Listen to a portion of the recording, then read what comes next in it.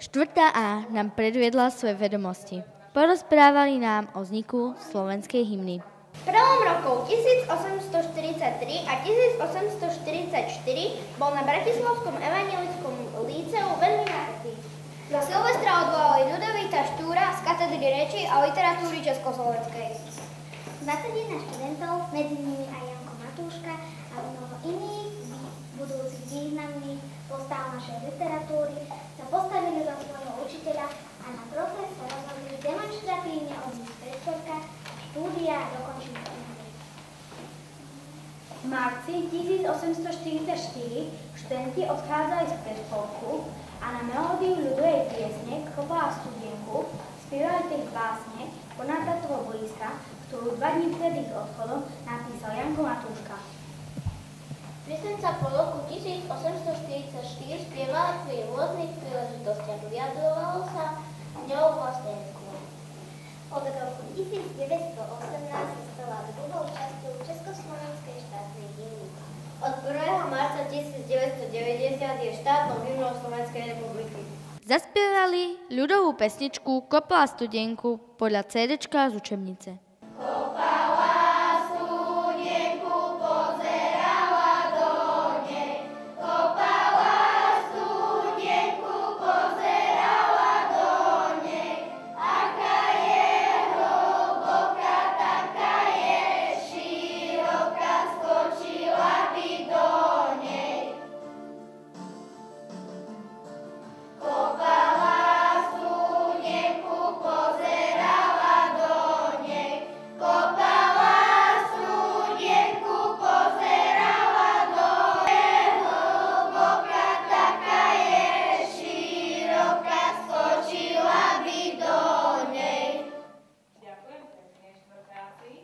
Musím priznať, ide im to fakt dobre.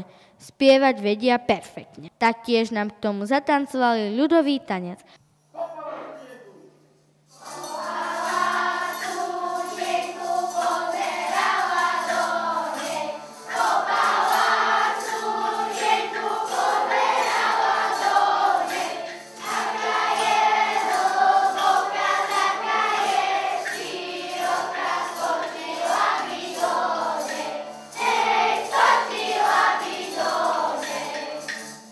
Zatancovali nám ľudový tanec aj na modernú pesničku.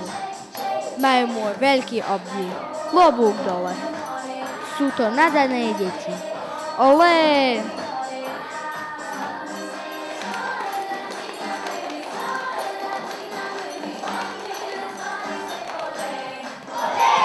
Tvorivé vyučovanie malo svoj zmysel. Pesničku Kopala studienku sa naučili aj žiaci z 3. B.